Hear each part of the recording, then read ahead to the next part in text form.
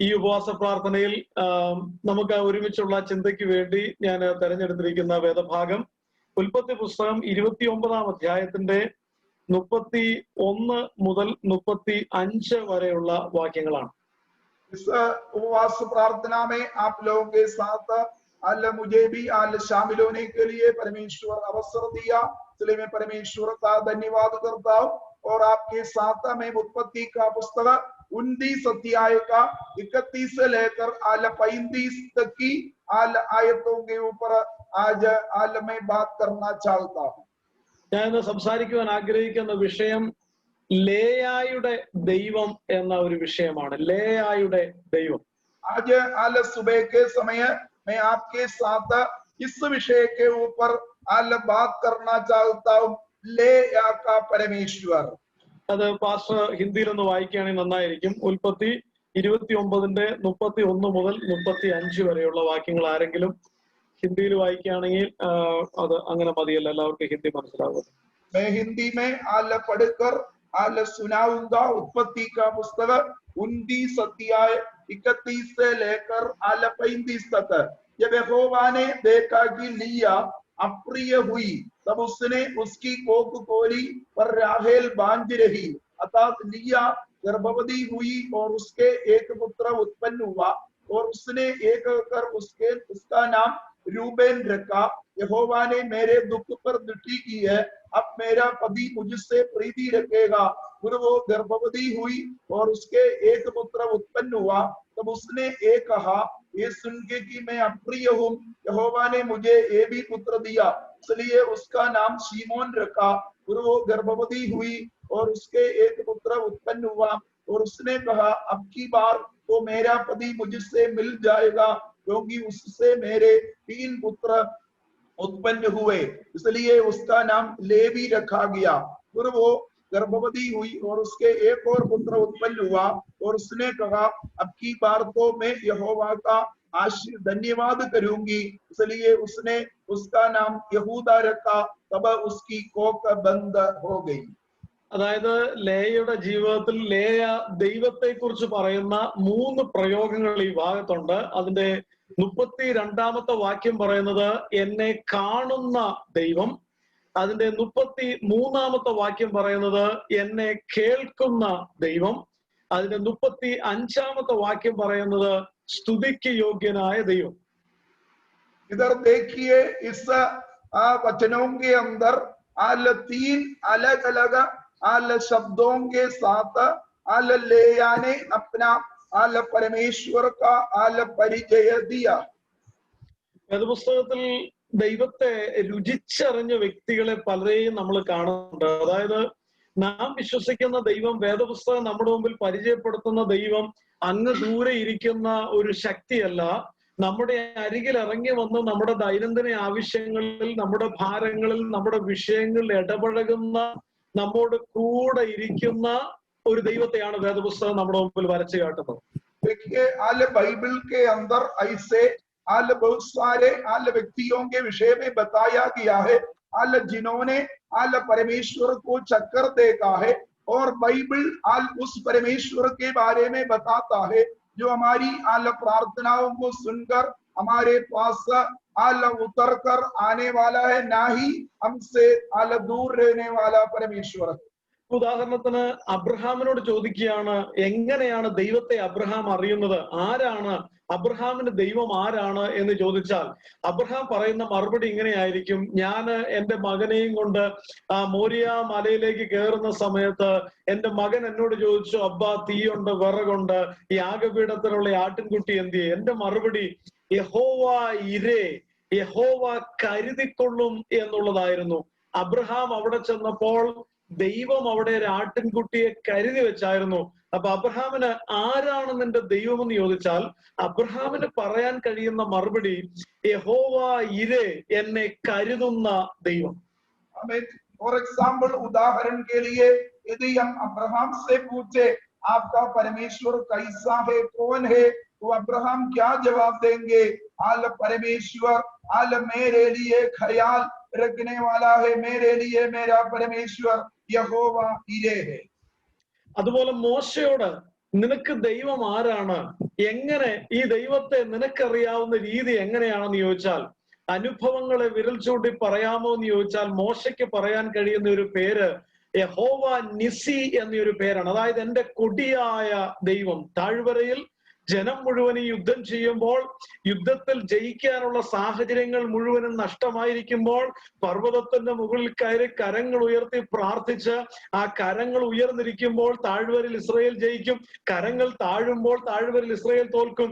ഈ ഒരു അനുഭവത്തിന്റെ നടുവിൽ പ്രാർത്ഥനയാൽ യുദ്ധം ചെയ്യിച്ച മോശയ്ക്ക് പറയാൻ കഴിയുന്നത്, എന്റെ ജയത്തിന്റെ കൊടി എന്റെ ദൈവമാണ് യഹോവ നിസി. तो दूसरा उदाहरण ये है कि यदि हम मूसा से पूछे आपका यहोवा परमेश्वर आपके लिए कौन है, तो मूसा क्या उत्तर देंगे? आल यहोवा परमेश्वर मेरे लिए यहोवा निसी है, अर्थात वो हमारे लिए झंडा है। क्योंकि आल जब हमारे लोग आल नीचे तराई में आल युद्ध लड़ता था, युद्ध छेड़ता था, हम लोग ऊपर पर्वत के चोटी पर आल बैठकर प्रार्थना किया और ऐसे में परमेश्वर हमको आल जयवंत बनाया, हमको जय दिया है।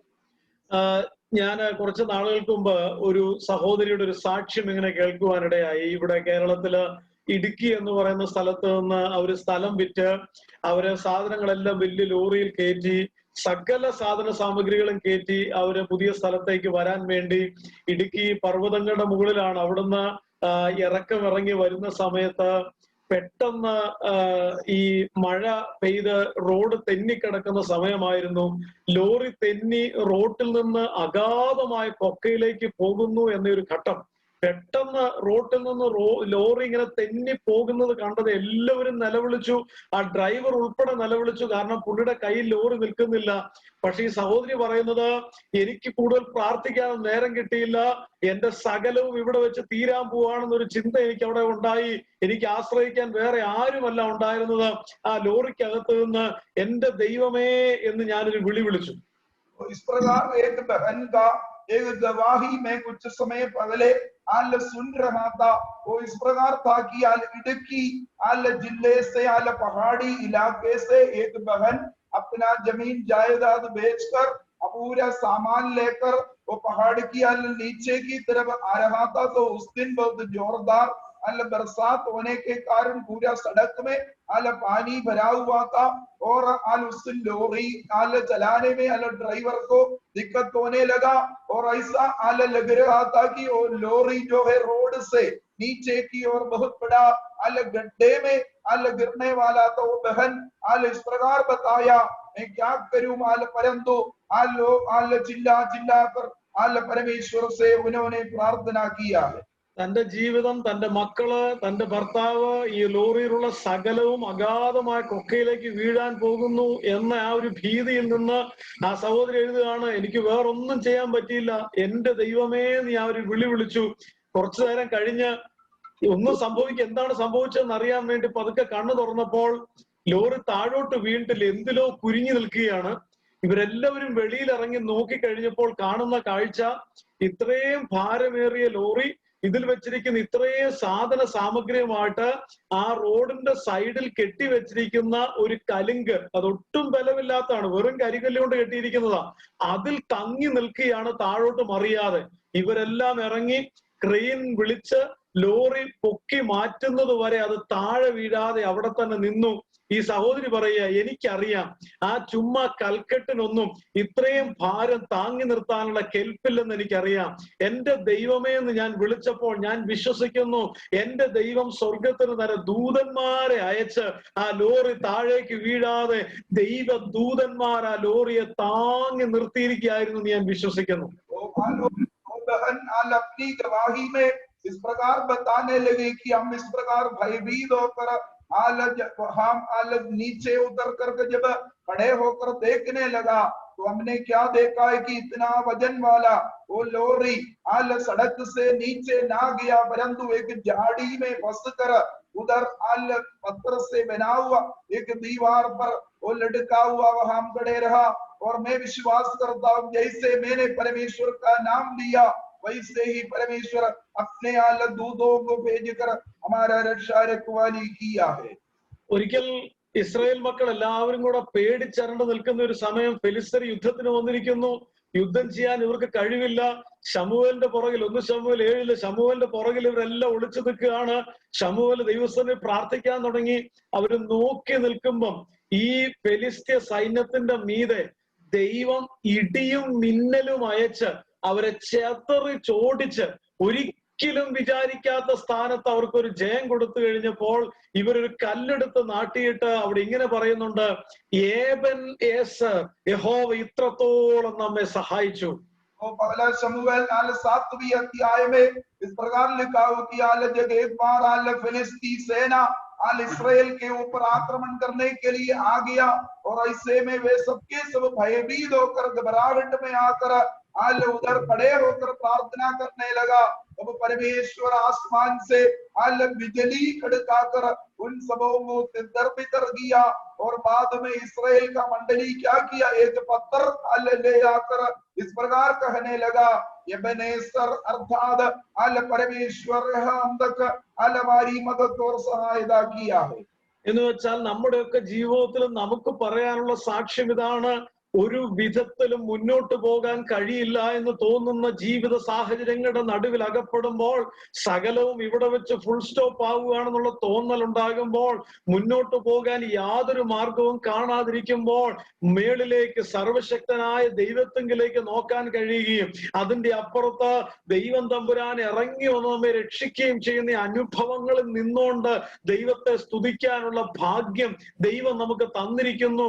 എന്നെ കേൾക്കുന്ന ദൈവജനത്തിന് അതുപോലത്തെ അനുഭവങ്ങൾ ഉണ്ട് എന്ന് ഞാൻ പൂർണ്ണമായിട്ടും വിശ്വസിക്കുന്നു. मुझे सुनने वाले सभी परमेश्वर के जनों के जीवन में इस प्रकार का अनुभव जरूर होगा करके मैं विश्वास करता हूँ, क्योंकि इस परमेश्वर को याद करते हुए परमेश्वर का स्तुति करने के लिए परमेश्वर हमको सौभाग्य दिया है। അപ്പൊ ലേയോട് ചോദിച്ചാൽ ലേയ പറയുന്ന 3 സാക്ഷ്യങ്ങളാണ് നമ്മൾ വായിച്ചു കേട്ടത്.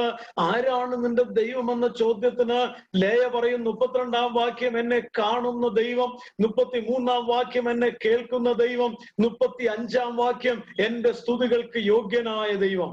यदि हम लेया से पूछे परमेश्वर तुम्हारे लिए कौन है, तो क्या जवाब देगी?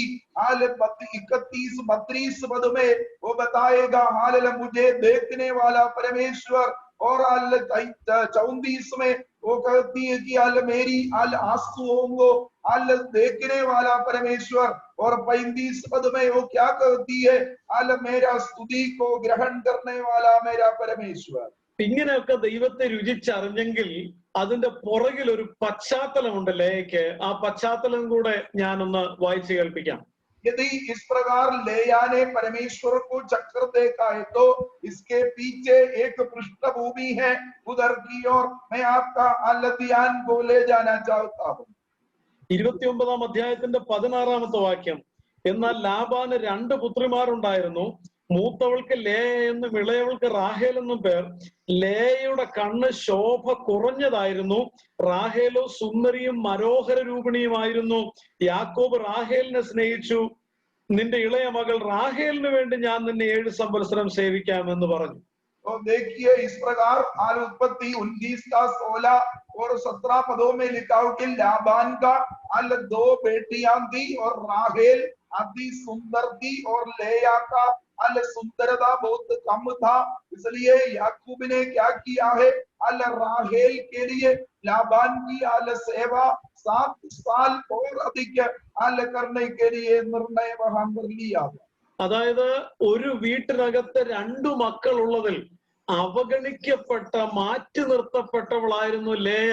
റാഹേൽ നല്ല സൗന്ദര്യവതി ആയിരിക്കുമ്പം ലേയയെ കുറിച്ച് അവിടെ എഴുതിയിരിക്കുന്നത് അവളുടെ കണ്ണ് ശോഭ കുറഞ്ഞതായിരുന്നു. അതിന്റെ പല ട്രാൻസ്ലേഷനുകളിലൂടെ ഞാൻ പോയപ്പോൾ എന്താണ് ഇതിന്റെ അർത്ഥമെന്ന് നോക്കിയപ്പോൾ ഒരു ട്രാൻസ്ലേഷനിൽ എഴുതിയിരിക്കുന്നത് കൗസ് ആയി, വേറൊരു ട്രാൻസ്ലേഷൻ ചെയ്തിരിക്കുന്നത് മൃഗത്തിന്റെ കണ്ണുപോലെ ആകർഷണമില്ലാത്ത കണ്ണുള്ള. എന്ന് വെച്ചാൽ ലേയെ കണ്ടാൽ കൊള്ളത്തില്ല എന്നതിന്റെ പേരിൽ കുടുംബത്തിനകത്ത് ലേയെ മാറ്റി നിർത്തി അവഗണിച്ചു എന്ന് മാത്രമല്ല, അതിനേക്കാളും വലിയ ചെയ്ത്ത്, വലിയ ചതി, തന്റെ സഹോദരിയെ, തന്റെ അനിയത്തിയെ സ്നേഹിച്ച പുരുഷന്റെ ഭാര്യയായി പോകേണ്ടി വന്ന ഗതികേട്, അതുപോലത്തെ ദുരവസ്ഥകൾ നേരിട്ട ആളാണ് ലേയ. देखिए एक कुटुंब में 2 पुत्रियां हैं और उसमें से छोटी वाली बहुत सुंदर है, लेकिन बड़ी वाली को इतना सुंदरता नहीं है। उधर बताया गया जो शब्द के ऊपर में अलग अलग ट्रांसलेशन को छानबीन किया तो मुझे अलग अलग अर्थ मिला है। लेया का आंखों का मतलब क्या है, तो एक ट्रांसलेशन में बताया गया कि उसका अंग गाय के जैसा अंग है, और दूसरा ट्रांसलेशन में कोई जानवरों का जैसा अंग है। देखिए इस प्रकार अपना कुटुंब में ही तिरस्कार की बातों को सहा हुआ एक औरत थी लेया। और दूसरी बात क्या है, जिस आदमी ने अपना छोटी बहन से प्यार किया है, उस आदमी के साथ इनको शादी भी करना पड़ा है। എന്നെ കേൾക്കുന്ന ദൈവമക്കളെ, എന്നെ കേൾക്കുന്ന ആരെങ്കിലും ജീവിതത്തിൽ ഒറ്റപ്പെടലിലൂടെ കടന്നു പോകുന്നവരുണ്ടെങ്കിൽ, ആരെങ്കിലും ജീവിതത്തിനകത്ത് ഞാൻ മാറ്റി നിർത്തപ്പെടുന്നുവല്ലോ, എനിക്ക് അർഹിക്കുന്ന പരിഗണന കിട്ടുന്നില്ലല്ലോ, സുഹൃത്ബന്ധങ്ങളുടെ നടുവിലോ ബന്ധുമിത്രാദികളുടെ നടുവിലോ ജീവിതത്തിൽ ഏറ്റവും സ്നേഹിക്കപ്പെടുമെന്ന് പ്രതീക്ഷിക്കപ്പെടുന്നവരുടെ നടുവിലോ നിങ്ങളെ അകറ്റി നിർത്തുന്നുവെന്ന് നിങ്ങൾ ആഗ്രഹിക്കുന്ന, നിങ്ങൾക്ക് ലഭിക്കേണ്ട അർഹിക്കുന്ന പരിഗണന ലഭിക്കുന്നില്ല എന്ന് തോന്നുന്നുണ്ടെങ്കിൽ, ഇന്ന് പകൽക്കാലം ഞാൻ പറയട്ടെ, ഈ ലേയായുടെ ദൈവം നമ്മുടെ ദൈവമാണ്.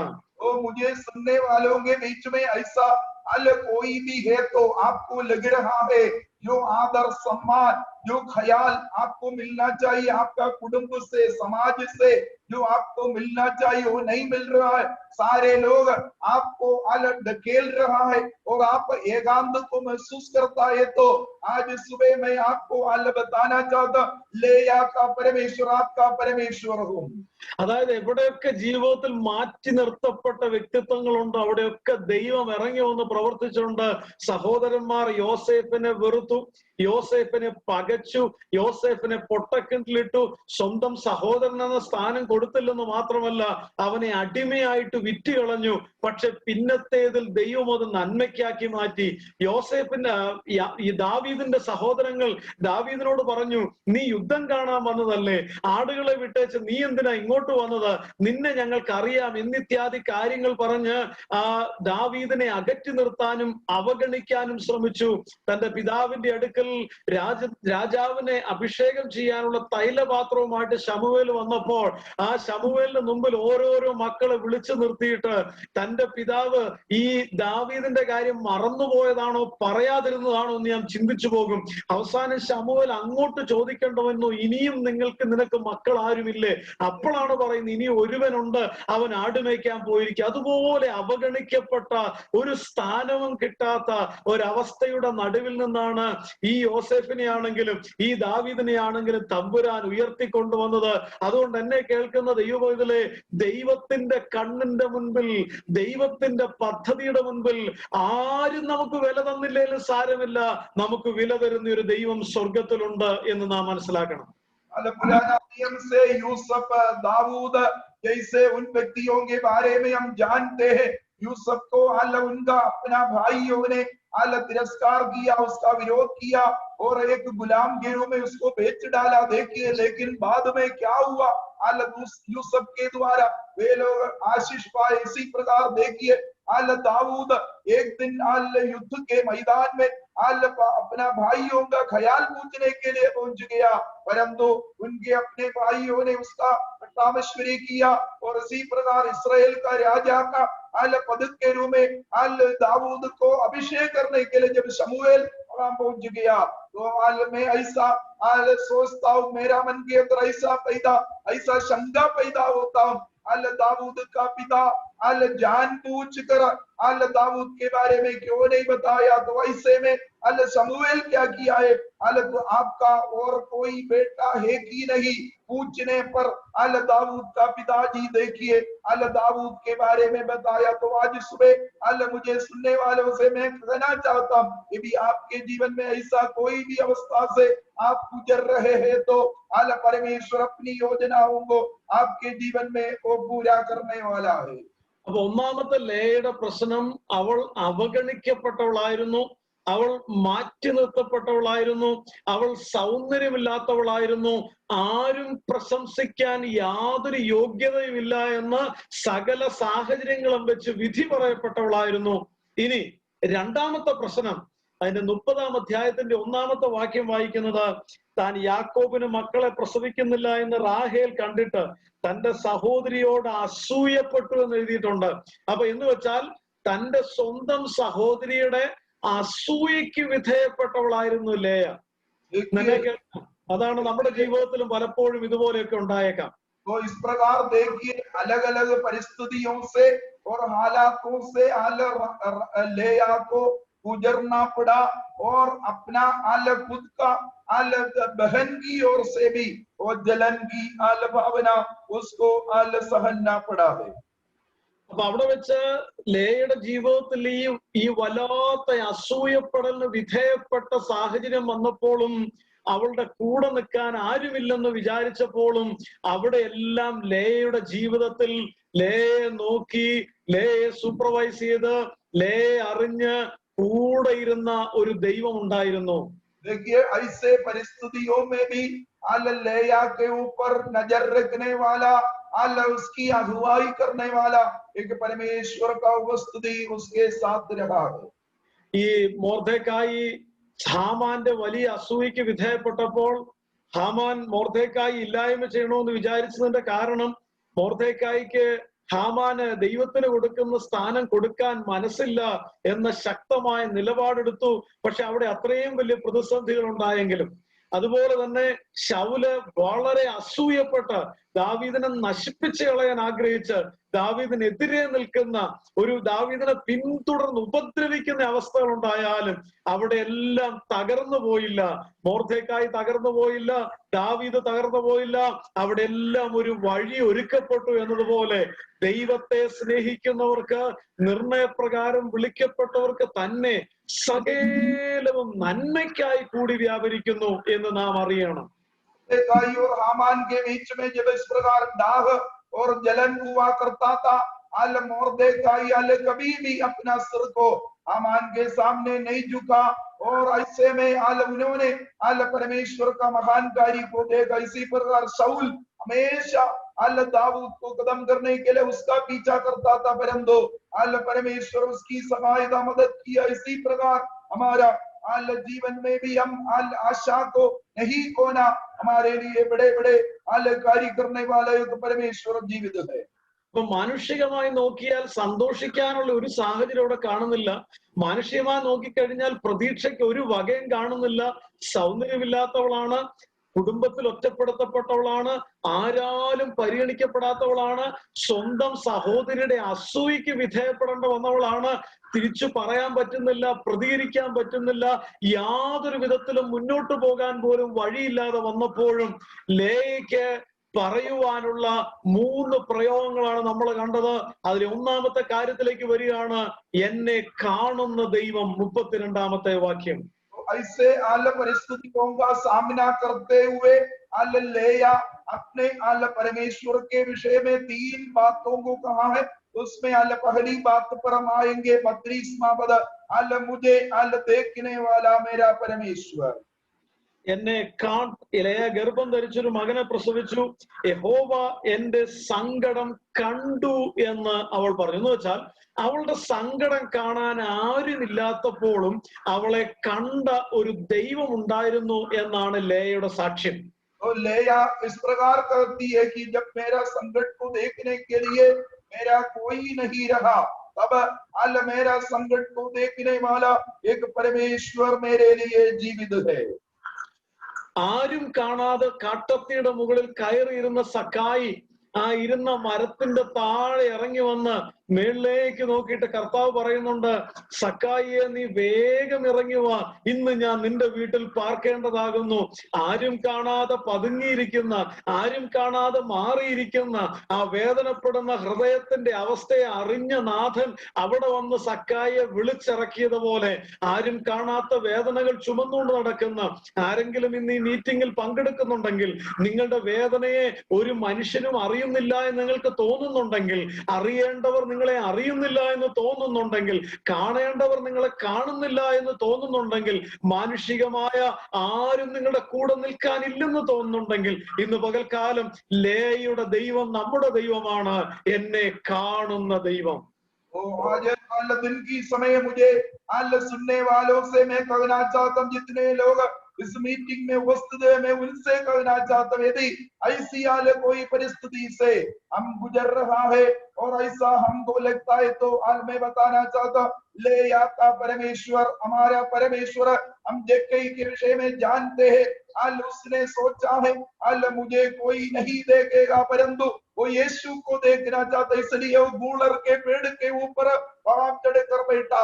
और हम जानते उसी दिन यीशु उस पेड़ के नीचे आकर के जक्कई को बुलाया और कहने लगा, आज मैं तुम्हारा घर पर रहना चाहता हूँ।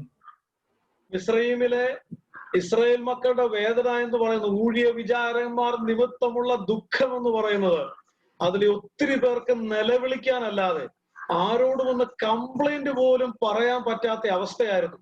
അതുപോലെ അവരെ അടിമവേല ചെയ്യിച്ചുകൊണ്ടിരിക്കുകയായിരുന്നു. ഒരു വിധത്തിലും അവർക്ക് സന്തോഷിക്കാൻ വകയില്ലാത്തതുപോലെ അവരുടെ മക്കളെ തകർത്ത് കളയുകയും നൈൽ നദിയിൽ എറിയുകയും അവരുടെ തലമുറയെ ഇല്ലായ്മ ചെയ്യുകയും അവരെ കണ്ടമാൻ ഉപദ്രവിക്കുകയും ഒരു സ്ഥാനവും ഒരു സന്തോഷവും കൊടുക്കാതെ അവരെ അടിമപ്പെടുത്തി വെച്ച് അങ്ങനെ മിസ്രയീമിലെ ഊഴിയ വേല ചെയ്തുകൊണ്ടിരിക്കുമ്പോൾ മോശയുടെ അടുക്കൽ ദൈവം ഹോരേബിൽ ഇറങ്ങി വന്ന് പറയുന്ന ഒരു സെന്റൻസ് ഇങ്ങനെയാണ്, എന്റെ ജനത്തിന്റെ കഷ്ടത ഞാൻ കണ്ടു കണ്ടു. 2 തവണയാണ് ആവർത്തിച്ച് പറയുന്നത്, ഞാൻ കണ്ടു കണ്ടു എന്നുള്ളത്. നമ്മെ കാണുന്ന കണ്ണുകൾ ഉയരത്തിലുണ്ട് എന്ന് നാം മറന്നു പോകരുത്. आज दिन की समय मैं आपको बताना चाहता हूँ, इसराइलियों की घटना के द्वारा, जब वे लोग मिस्र में था, मिस्र की गुलामी में था, उनको बहुत सारा कष्ट मुसीबत झेलना पड़ा और उनकी सहायता के लिए, सहारा के लिए और कोई नहीं था। ऐसे दिनों में परमेश्वर मूसा को प्रकट होकर के इस प्रकार बता रहा है कि मैं इसराइलियों का दुख मुसीबत को देखा है। 2 बार उस शब्द का प्रयोग वहां पर किया गया है। സൗത്ത് ആഫ്രിക്കൻ ക്രിക്കറ്റ് ടീമിന്റെ ഭാഗമായ ഒരു വ്യക്തി ഉണ്ടായിരുന്നു. അദ്ദേഹത്തിന്റെ പേര് ജോൺ ഡി റോഡ്സ് എന്നാണ്. അറിയപ്പെടുന്ന ഒരു ഓൾറൗണ്ടർ ആയിരുന്നു അദ്ദേഹം ബൗളിങ്ങിലും ഗ്രൗണ്ട് ഫീൽഡിങ്ങിലും വളരെ തിളങ്ങിയ ഒരു വ്യക്തിയാണ്. ഒത്തിരി പേര് അദ്ദേഹത്തെ കുറിച്ച് ഇപ്പോഴും സംസാരിക്കാറുണ്ട്. ഒരിക്കൽ അദ്ദേഹത്തിന്റെ ജീവിതത്തിൽ വലിയ സംഭവം ഉണ്ടായി.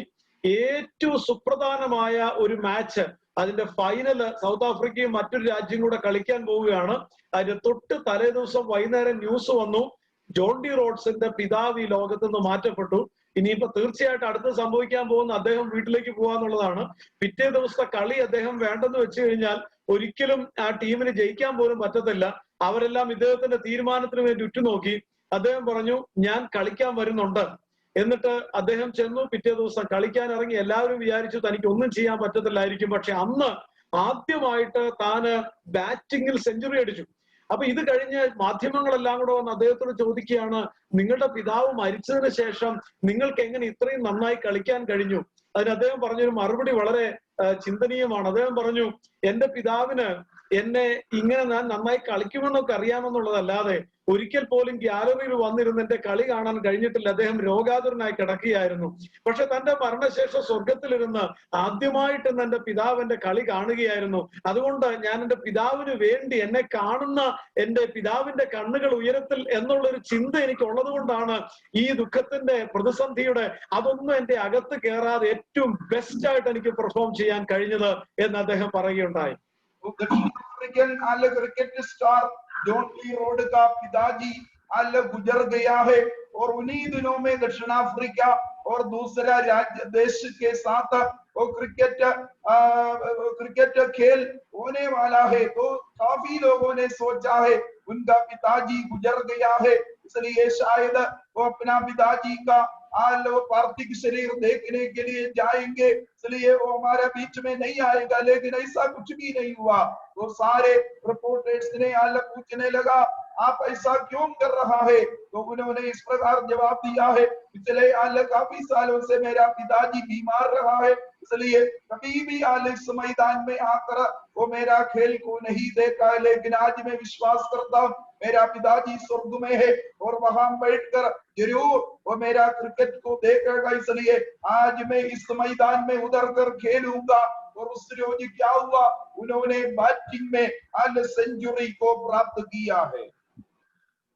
ഈ ലേയുടെ ജീവിതത്തിൽ അവൾ വളർന്നു വന്ന ചെറുപ്പകാലത്ത് അവൾ കണ്ണാടിന് മുമ്പിൽ നിൽക്കുമ്പോൾ സൗന്ദര്യമില്ലാത്തവൾ എന്നുള്ള വിധിയെഴുത്ത് തന്റെ മേലുള്ളത് കൊണ്ട് അവൾ എത്രയേറെ വിതുമ്പിക്കാണും കരഞ്ഞു കാണും. അവളുടെ സഹോദരിയെ സൗന്ദര്യമുള്ളവളെന്ന് ലോകം മുഴുവനും പറഞ്ഞുകൊണ്ടിരിക്കുമ്പോൾ ഈ കൊച്ചെന്താ ഇങ്ങനെ ആയിപ്പോയെന്ന് പറയുന്ന കമന്റുകൾ കേട്ടിട്ട് എത്രയധികം അവൾ കരഞ്ഞു കാണും.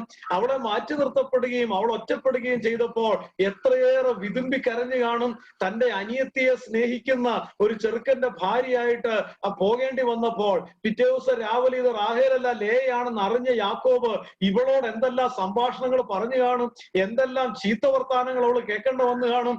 ഇതുപോലെ അടിച്ചമർത്തപ്പെട്ടപ്പോൾ, ഇതുപോലെ ഒറ്റപ്പെടുത്തപ്പെട്ടപ്പോൾ എത്രയോ രാത്രികളിൽ ആരും കാണാതെ വിതുമ്പി കാണുമാ ലേയ, ആരും കാണാതെ എന്തോരം കണ്ണുനീരൊഴുകി കാണുമാ ലേയ. പക്ഷേ പിന്നീട് ലേയ്ക്ക് പറയാനൊരു സാക്ഷ്യമുണ്ട്, എന്നെ അവരാരും കണ്ടില്ല, ഞാൻ വിതുമ്പുന്നതും കരയുന്നതും ഇരുട്ടിന്റെ മറവിൽ ആരും കണ്ടില്ല, എന്റെ നെടുവീർപ്പുകൾ ആരും കണ്ടില്ല, പക്ഷേ എന്നെ കാണുന്ന ഒരു ദൈവമുണ്ട്. 32ാമത്തെ വാക്യം, എന്നെ കാണുന്ന ഒരു ദൈവം. लेया की जिंदगी की तरफ अनुमान करके देखो, सोच लो, अलग अलग प्रकार का मानसिक संघर्षों से उनको गुजरना पड़ा और उनका मदद के लिए, सहारा के लिए कोई ना रहा। कुटुंब में और समाज में सारे लोग उनका विरोध किया और दूसरों के सामने खड़े होकर प्रतिक्रिया बोलने के लिए उनकी होंठों में शब्द भी नहीं रहा। और ऐसे में देखिए लेया अपना परमेश्वर के विषय में एक गवाही देता है कि मेरा संकट को देखने वाला एक परमेश्वर मेरे लिए जीवित है। അപ്പൊ അതുകൊണ്ട് ഇന്ന് പകൽക്കാലം ലേയുടെ ദൈവം നമ്മളോട് പറയുന്നു, നമ്മെ കാണുന്ന ദൈവമാണ് നമ്മുടെ ദൈവം.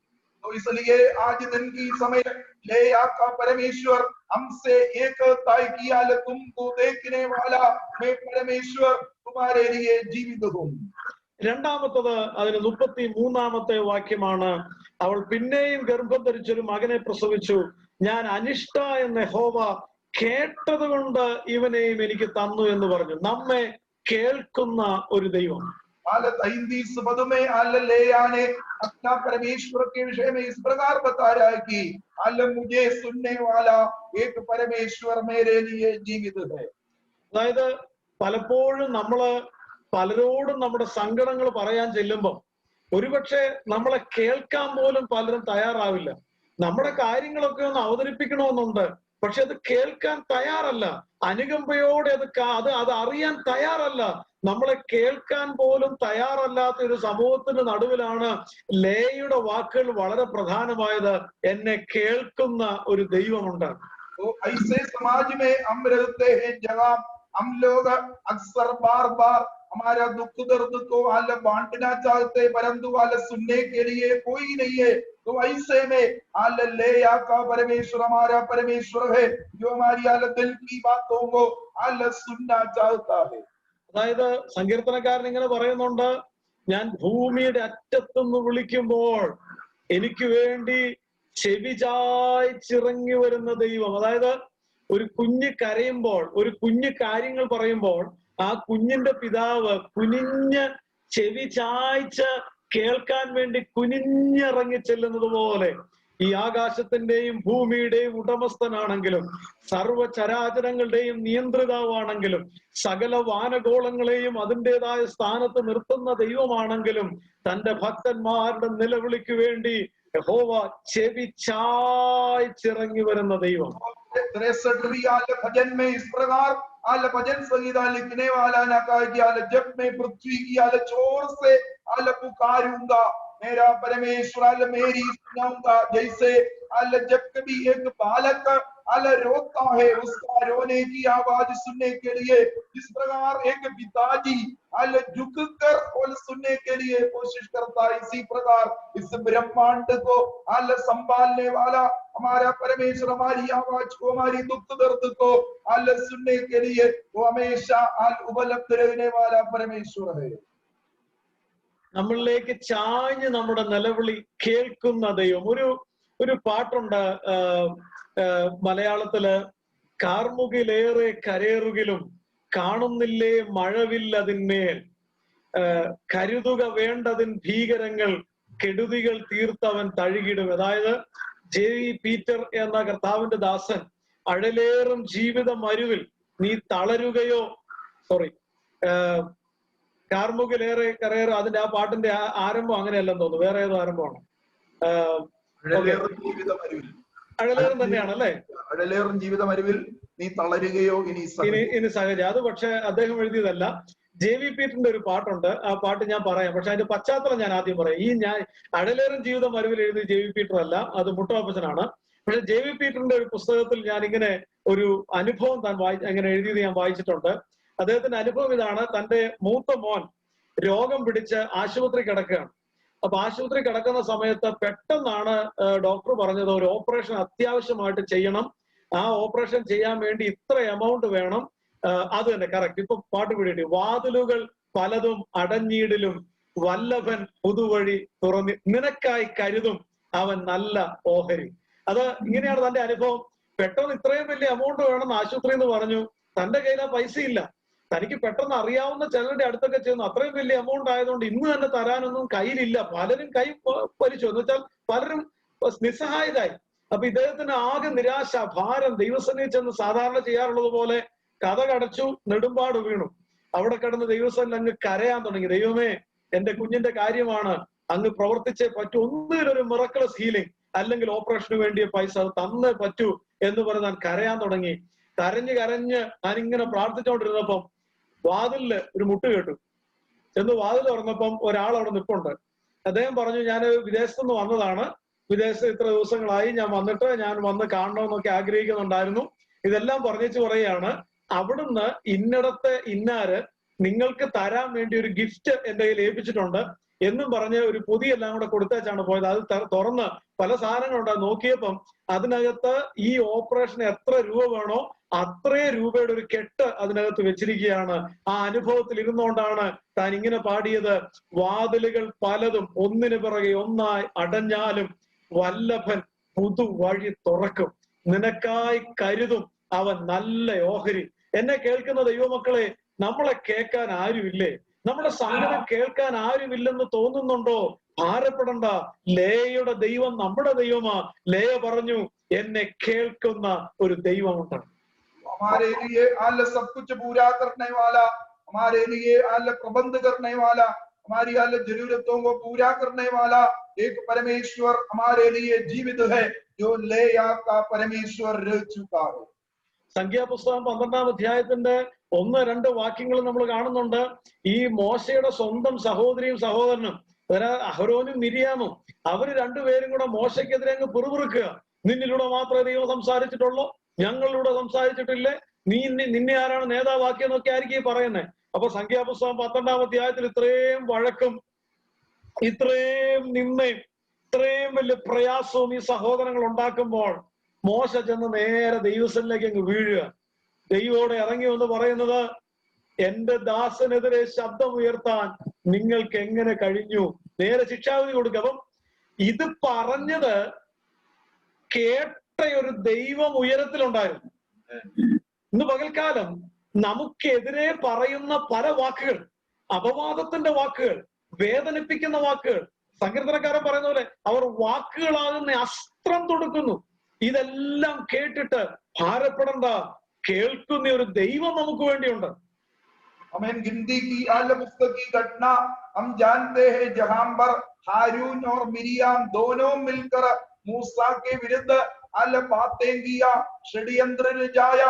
शायद उन दोनों का कहने का मतलब ये रहा हो कि आल परमेश्वर अकेला, आल तुमको क्यों बुलाया, तुमको क्यों चुन लिया? तो ऐसे में मूसा ने क्या किया? आल परमेश्वर के सन्मुख जाकर प्रार्थना किया। तत्पश्चात क्या हुआ? वहां पर लिखा हो कि आल परमेश्वर आल उन दोनों की आल बातें सुनकर उनके लिए वहां पर उतर आया। तो आज दिन की समय आल मुझे सुनने वाले मेरे अजीजों प्यारो, हमारे खिलाफ आल कोई भी कुछ भी बोलने दो, हमारे खिलाफ हमें अपमान करने के लिए बातें आल छेड़ने दो, हमारी आल बातों को सुनने वाला एक परमेश्वर जिंदा है। ഞാൻ ഇവിടെ എനിക്കൊരു കൗൺസിലിംഗ് സെന്റർ ഉണ്ട്. അപ്പം ഒത്തിരി പേര് കൗൺസിലിങ്ങിന് വരാറുണ്ട്. ഒരിക്കലും ഒരു മോനെ കൗൺസിലിങ്ങിന് കൊണ്ടെന്ന് ഓർക്കുന്നു. അപ്പനും അമ്മയും തമ്മിൽ പ്രശ്നം ഉണ്ടായപ്പോൾ അമ്മ ഇട്ടേച്ച് പോയതാണ്. പക്ഷെ ഈ കൊച്ചിനെ കൊണ്ടുപോയില്ല. അപ്പൊ ഈ കൊച്ചും അപ്പനും കൂടെയാണ് ജീവിക്കുന്നത്. ഈ കൊച്ചിനെ അപ്പൻ കണ്ടമാനം ഹരാസ് ചെയ്യും. അപ്പൻ എന്നും മദ്യപിക്കും. അപ്പൊ ഇവൻ വീട്ടിലെ പണികളൊക്കെ ചെയ്ത് സ്കൂളിൽ പോകുന്നുണ്ടെങ്കിലും പഠിക്കാനൊന്നും പറ്റുന്നില്ല. 12 വയസ്സ് എങ്ങാണ്ടേ ഉള്ളൂ. ഭയങ്കര നിരാശയിൽ അവനെ കൗൺസിലിങ്ങിന് കൊണ്ടുവന്നപ്പോൾ അവനിങ്ങനെ അവന്റെ ഭാരങ്ങൾ എങ്ങനെ വിശദീകരിച്ച് പറഞ്ഞു കൂട്ടത്തിൽ എന്നോടൊരു സെന്റൻസ് പറഞ്ഞു. സാറേ, ഞാൻ സ്കൂളിൽ നിന്നൊക്കെ വരുമ്പം പിള്ളേര് പലരും എന്നെ കളിയാക്കും. അപ്പൊ ഞാനിങ്ങനെ കരഞ്ഞുകൊണ്ട് വീട്ടിലേക്ക് വരും. അപ്പൊ ഞാൻ ഓർക്കായിരുന്നു, എന്റെ അമ്മ ഉണ്ടായിരുന്നെങ്കിൽ അവരെന്നെ അങ്ങനെ കളിയാക്കത്തില്ലായിരുന്നു, എനിക്ക് വേണ്ടി സംസാരിച്ചേനെ. എന്റെ അമ്മ ഇല്ലല്ലോ എന്നും പറഞ്ഞ ആ കൊച്ചിന്റെ കണ്ണിൽ നിന്ന് ഇങ്ങനെ കണ്ണുനീരൊഴുകിയ ആ ഒരു സംഭവം എന്റെ മനസ്സിൽ മായാതെ കിടക്കുന്നു. ഞാൻ ആ ഉദാഹരണം വെച്ച് നിങ്ങളോട് പറയട്ടെ, നമുക്കെതിരെ പലതും പറയുകയും നമ്മളെ കളിയാക്കുകയും പല വാക്കുകൾ തൊടുക്കുകയും ഒക്കെ ചെയ്യുന്ന സമയത്ത് നമുക്ക് ഇങ്ങനെ വേദപുസ്തകത്തിൽ ഒരു വാക്യമുണ്ട്, അമ്മ ആശ്വസിപ്പിക്കുന്നത് പോലെ ഞാൻ നിങ്ങളെ ആശ്വസിപ്പിക്കും. നമുക്ക് വേണ്ടി ജാഗരിക്കുന്ന ഒരു ദൈവം, കേൾക്കുന്ന ഒരു ദൈവം, നമുക്ക് വേണ്ടി ഉയരത്തിൽ കേൾക്കുന്ന ഒരു ദൈവം ഉണ്ടെന്ന് ഇന്ന് പകൽക്കാലം ലേയുടെ ദൈവം നമ്മളോട് വ്യക്തമായി സംസാരിക്കുകയാണ്. അതിനായി ഞാൻ കർത്താവിന് സ്തോത്രം ചെയ്യുന്നു. उदाहरण के साथ आल मैं आपको बताना चाहता हूं, क्योंकि बाइबल में इस प्रकार भी एक वाक्य है, वो इस प्रकार है कि आल जैसे जननी एक बच्चे को आश्वासन देता है, इसी प्रकार परमेश्वर अपने आल बच्चों को आश्वासन देने वाला है। तो मैं बताना चाहता हूं, हमारा परमेश्वर लेया का परमेश्वर आल जो हमको आश्वासन देने वाला है और हमको आल देखने वाला है। ഹിസ്കിയ ഒരിക്കൽ ദൈവസന്നിധിയിൽ ചെന്നിരുന്ന് കരഞ്ഞു. കാരണം സൻഹേരീബ് വന്ന് വെല്ലുവിളിക്കുക. ഭയങ്കര സൈന്യമാണത്. അവരോട് എതിരിടാൻ തനിക്ക് ശക്തിയില്ല, തന്റെ സൈന്യത്തിന് ബലമില്ല. എങ്ങനെ ചെയ്യും, എന്ത് ചെയ്യും, ഒരു പിടിയില്ല. അവസാനം ദൈവസ്ഥലിലേക്ക് ചെന്നിരുന്നെങ്കിൽ കരയുകയാണ്. ദൈവമേ, ഇങ്ങനെയാ പറഞ്ഞത്, ബലവാനും ബലഹീനും തമ്മിൽ കാര്യമുണ്ടായാൽ തീർക്കാൻ അങ്ങല്ലാതെ വേറെ ആരുമില്ല. എനിക്ക് വേറെ നിവൃത്തിയൊന്നുമില്ല. അങ്ങ് ഇറങ്ങി വന്ന് സഹായിച്ചാലേ പറ്റൂ. നേരെ യെശയ്യാ പ്രവാചകനെ പറഞ്ഞു വിട്ടു. ആ കരച്ചിൽ എന്റെ ചെവിയിൽ എത്തിയിട്ടുണ്ട്. നീ പോയി പറ, നിനക്ക് വേണ്ടി, നീ ബലഹീനനാണെന്ന് നീ ചിന്തിക്കുന്നുണ്ടെങ്കിൽ നിനക്ക് വേണ്ടി സൈന്യത്തിന്റെ ദൈവമായി ഞാൻ ഇറങ്ങി വരിക. നിനക്കെതിരെ നിൽക്കുന്ന ശത്രുവിനെ മൂക്കുകയറിട്ട് സ്വന്തം ദേശത്തേക്ക് ഞാൻ തിരിച്ചുവിടുമെന്ന്. അതുപോലെ തന്നെ സംഭവിച്ചു. അവനൊരു ദുശ്രുതി കേട്ടിട്ട് സ്വന്തം ഭവനത്തിലേക്ക് ഓടിപ്പോയി. അവിടെ വെച്ച് അവൻ വധിക്കപ്പെട്ടു. അവിടെ ദൈവം ഇറങ്ങി വന്ന് പറഞ്ഞ സെന്റൻസ് ഒന്നും കൂടെ ഞാൻ പറയാം. ബലവാനും ബലഹീനും തമ്മിൽ കാര്യമുണ്ടാകുന്നിടത്ത് സഹായിക്കാൻ നിലവിളി കേൾക്കുന്ന ഒരു ദൈവം ഉയരത്തിലുണ്ട്. अल हिजकिया के खिलाफ अल युद्ध छेड़ने के लिए आया, तो हिजकिया अल परमेश्वर के सन्मुख खड़े होकर इस प्रकार प्रार्थना किया, हे परमेश्वर, जब बलवान और बलहीन के बीच में जब एक मुद्दा उत्पन्न होता है, आप वो परमेश्वर है जो बलहीन का सहायता करता है। तो उस रोज अल परमेश्वर यशायाह नबी को अल हिजकिया के पास भेजकर एक हलाया है कि हालेलुया, मैं सेनाओं का परमेश्वर हूं जो तुम्हारी अल मदद करेगा। तो उस रोज क्या हुआ? अशूर का राजा अपने देश में कोई बुरा समाचार सुनकर वो अपना देश की ओर लौट गया है। എന്നുവെച്ചാൽ ഇവിടെ എന്താണ്, ഒന്നാമത്തെ കാര്യം എന്നെ കാണുന്ന ദൈവം, രണ്ടാമത്തെ കാര്യം എന്നെ കേൾക്കുന്ന ദൈവം, മൂന്നാമത്തെ കാര്യം 35 വാക്യത്തില് അവൾ പിന്നെയും ഗർഭം ധരിച്ചൊരു മകനെ പ്രസവിച്ചു, ഇപ്പോൾ ഞാൻ യഹോവയെ സ്തുതിക്കും എന്ന് അവൾ പറഞ്ഞു. സ്തുതികൾക്ക് യോഗ്യനായ ദൈവം. ओ मुझे देखने वाला, मुझे सुनने वाला और आल मेरी आल स्तुति को ग्रहण करने वाला क्योंकि हमारा परमेश्वर अल स्तुति में विराजमान परमेश्वर हूँ। അതായത് നമുക്ക് ചോദിക്കാം, ലേയെ നിനക്ക് എങ്ങനെ ദൈവത്തെ സ്തുതിക്കാൻ പറ്റും? നീ സൗന്ദര്യമില്ലാത്തവളായി സൃഷ്ടിക്കപ്പെട്ടതല്ലേ? ദൈവത്തോട് നിനക്ക് എത്ര കംപ്ലൈന്റ് പറയാം? എന്നെ മാത്രം എന്തിനാ ഇങ്ങനെ സൃഷ്ടിച്ച്? എന്റെ കണ്ണ് ശോഭ കുറഞ്ഞത്, എന്റെ അനിയത്തി ഭയങ്കര സൗന്ദര്യവതി, എന്നെ മാത്രം എന്താണ് ഇങ്ങനെ സൃഷ്ടിച്ചത്?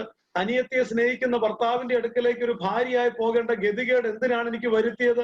എന്റെ പിതാവിന് എന്നോട് ഒരു അല്പം പോലും അനുകമ്പയില്ലാതെ ഇതുപോലെ എന്നോട് പെരുമാറുന്ന ക്രൂരത എന്തിനാണ് എനിക്ക് തന്നത്? ചോദ്യങ്ങൾ ഇഷ്ടം പോലെ ചോദിക്കാം. പക്ഷെ ലേയ പറയുക, ഞാൻ എന്റെ ദൈവത്തെ സ്തുതിക്കും, എന്റെ ദൈവം സ്തുതികൾക്ക് യോഗ്യനാണ്.